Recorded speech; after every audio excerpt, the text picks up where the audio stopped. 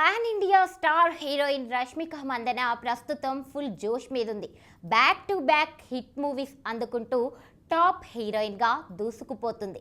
కానీ తాజాగా మహేష్ బాబు సినిమాను మర్చిపోయి ట్రోలర్లకు అడ్డంగా దొరికిపోయింది. ఇంకేముంది, ట్విట్టర్ ఖాతాలో రష్మికను ట్రోల్ చేస్తున్నారు. పాన్ ఇండియా బాక్స్ ఆఫీస్ వద్ద పుష్ప 2 సినిమా దూసుకుపోతుంది. దీంతో ఇప్పుడు నేషనల్ క్రష్ రష్మిక మందన ఈ సినిమా హిట్ తెగ ఎంజాయ్ చేస్తుంది. యానిమల్ సినిమా తర్వాత మరో భారీ బ్లాక్ బస్టర్ హిట్ ఖాతాలో వేసుకున్న రష్మికకు ఇప్పుడు మరిన్ని ఆఫర్స్ క్యూ కడుతున్నాయి. ప్రస్తుతం చేతి నిండా సినిమాలతో క్షణం తీరిక లేకుండా గడిపేస్తోంది.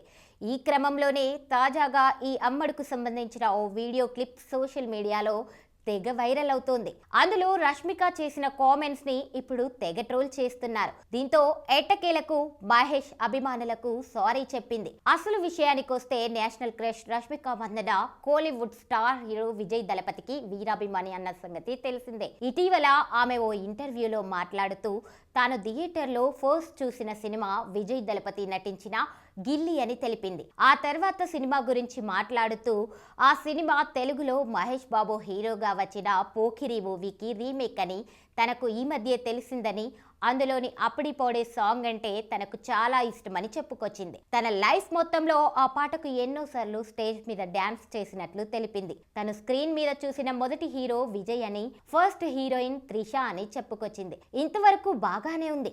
ఇక్కడ రష్మిక చెప్పిన మహేష్ బాబు సినిమా పేరు పొరపాటుగా మారింది. గిల్లీ సినిమా మహేష్ నటించిన ఒక్కడు మూవీకి రీమేక్ గా తెరకెక్కించారు. కానీ రష్మిక పోకిరి రీమేక్ అని చెప్పడంతో ఆమెను సరదాగా ఆట పట్టిస్తూ ట్రోల్స్ చేస్తున్నారు నెటిజన్స్. తాజాగా అలాంటి ఓ పోస్ట్ కు రష్మిక తెలుగులో రిప్లై ఇస్తూ, అవును సారీ, గిల్లీ సినిమా ఒక్కడు రీమేక్ కదా అని ఇంటర్వ్యూ అయిపోయాక అనుకున్నాను. పోకిరిని అదే పేరుతో తమిళంలో రీమేక్ చేశారు. సోషల్ మీడియాలో ఈ ఇంటర్వ్యూ చేస్తారనుకున్నా.